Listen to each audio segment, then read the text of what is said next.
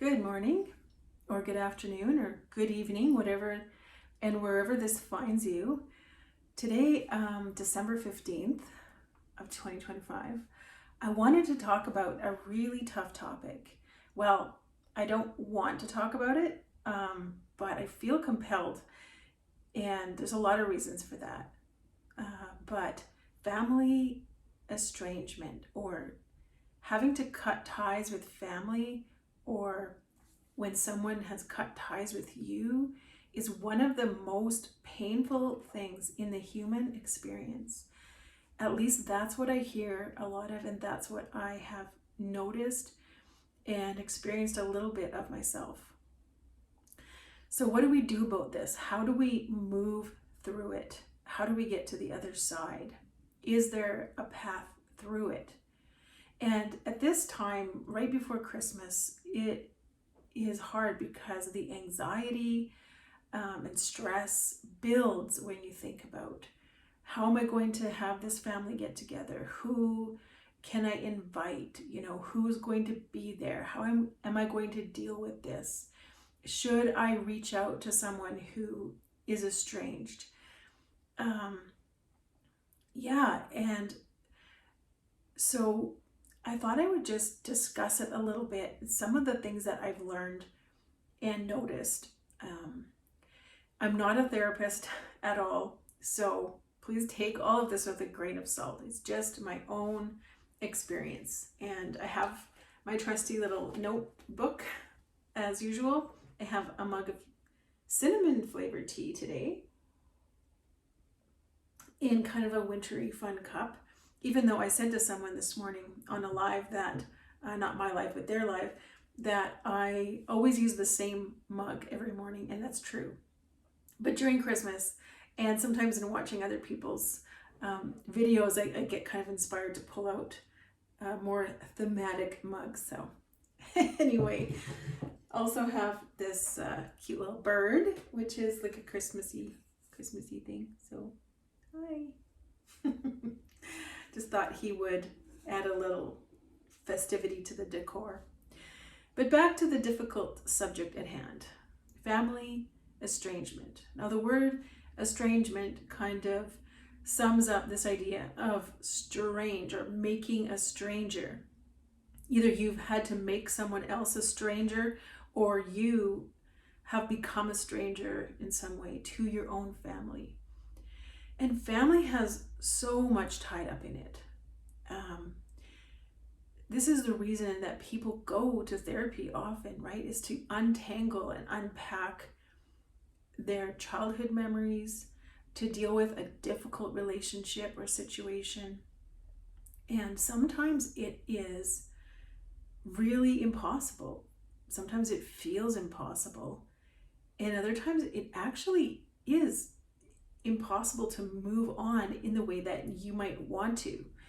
But I think there are ways to move on in spite of whatever is going on. So bear with me.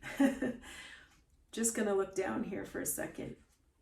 This is a hard topic to discuss. Like, I haven't personally ever cut any family off, and I haven't really been cut off.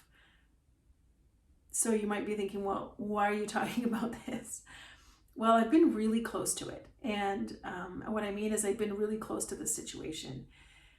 And as an oldest granddaughter, I've often been tasked or asked to help others navigate through this, to just discuss it, talk it over.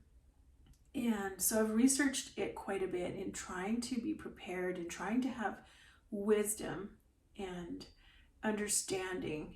And also there have been times, especially when I was younger, that I came close, and I can understand why you might need a break, or you might need to just set some really hard boundaries in place. So it's one of the most painful experiences in life, like I said. But the first thing I wanted to mention as a point is just that There is always a good reason, or almost always, I would say, whether you're the one who's been cut off or whether you felt like you had to cut others off. Sometimes the person doesn't understand or it doesn't seem like there's a good reason, but there's always a reason. And it might be an accumulation of a whole bunch of things, like a cascade that just finally took over like an avalanche and buries this relationship and makes it impossible.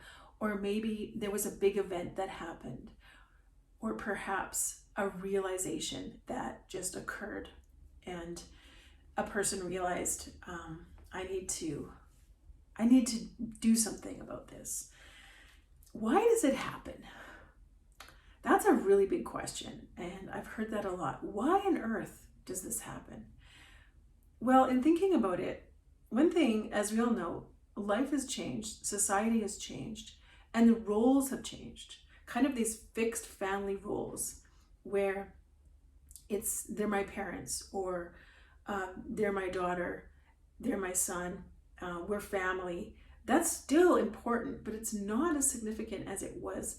In the past, often people were kind of stuck in the same place. They didn't really have an option to separate themselves. And so I think that those roles have changed a lot. And that can be good, can be bad. There's a lot more we could say about that. And something I meant to say at the beginning is, if people are interested, or maybe if I just feel inspired, I might do more videos on this, but I want to keep this one short and just hit a few points. Another thing that has changed life is instant access.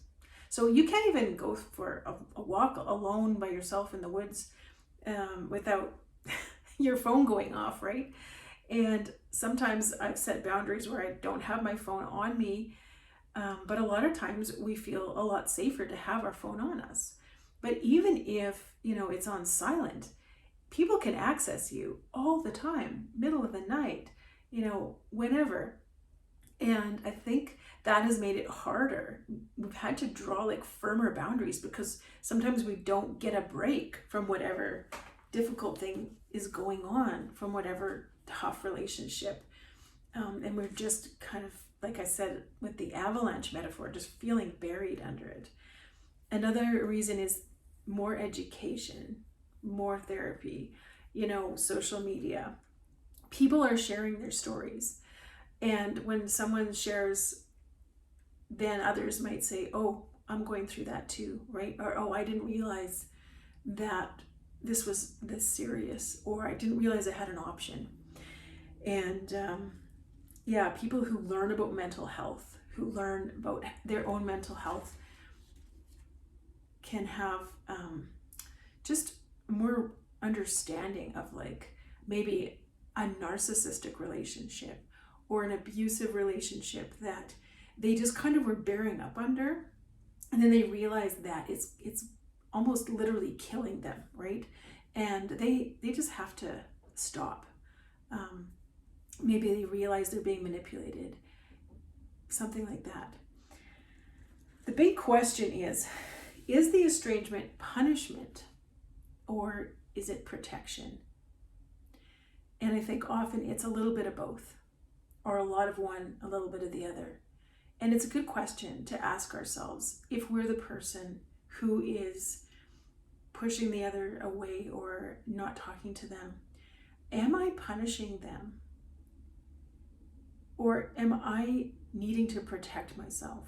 And which part is it? And just have a really good think through that, because protection is really important and punishment is not. And both are really difficult doors to open. So just some food for thought there. Families have a lot of shared history, and so these situations are really heavy, and the effect on our lives is significant, not just at Christmas, but every day. But how do we move through it? I think that estrangement can keep us kind of frozen in a time, in a mistake, in a misunderstanding.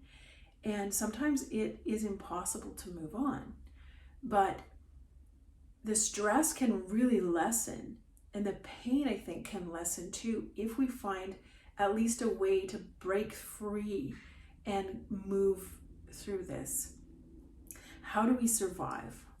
Some of the tips that I picked up, online through different podcasts and therapists who talk about this, is to care for yourself. Have a lot of compassion and grace for yourself. I think that's really important.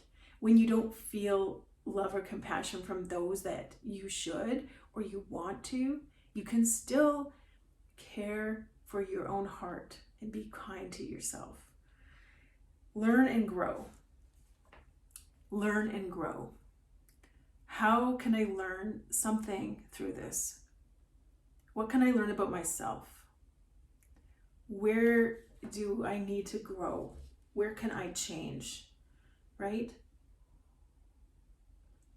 Is this an opportunity to learn something new about myself? Or if I can, is there a way to move this relationship forward to an even better place than it ever was? And courage is needed, right? Man, I understand that fear of having that first conversation with someone or making that call. And a lot of the fear is this going to hurt me again, right?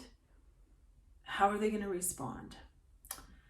And those are really legitimate questions. And the third thing I'd say is lean into it. So we want to resist, we want to distance ourselves, cover it up, we want to run away. And I think we can make a change if we think about it, lean into it as we have the strength, right? Because sometimes you just can't deal with it. Sometimes you don't have the strength, you don't have the emotional wherewithal to go there. But as we can, to lean into it. Because maybe there's a way past this, right? And that would be really helpful. And another thing is just sometimes we have to accept the reality of where we're at, that this is a common human experience. And we know a lot more about other people going through it today because of social media and podcasts like Oprah's and things, but people have been dealing with these situations for many years. And sometimes just realizing that you're not alone, that others are feeling this way too, can really help. Recently watched the Christmas movie Home Alone, and you probably remember the part, right, with the old man, the neighbor, who says he's too scared to phone his son, and he's at his granddaughter's recital so that he can see her. And then eventually he calls, right, and you see them embracing, and it's Christmas time, and it's not always that cut and dry, right? But there's something to be said for that, making that initial phone call. And maybe it seems like it always should be the other person to do it, but maybe there's a reason that they can't. Maybe there's a reason why you have more courage, more resources, more strength right now. And so I would encourage you to just see if there is a thread that you could pull, if you feel safe. And if it's a really abusive or tough or horrible situation and you're just feeling overwhelmed and stressed, even just listening to this video, then just take some time for yourself and talk to someone who's a professional about it. Talk to a good friend that you trust, and don't feel like I'm pushing you to do something that you're not ready to do. Yeah. I guess the last thing is just, above all, spending time with those who you love and who love you, and being kind and compassionate to yourself, because this is probably one of the hardest human experiences. And I hope that no matter what, you can have a wonderful Christmas time, that you can enjoy the company of those you care about. And I do hope that whatever the reason for the estrangement is, because I understand there's some really good reasons, that you're able to at least just understand it and in your own heart to move forward. All right, I better leave it there. I hope you have a good rest of your day, and please take care, have kindness, compassion, and love for yourself. All right, talk to you again soon. Bye.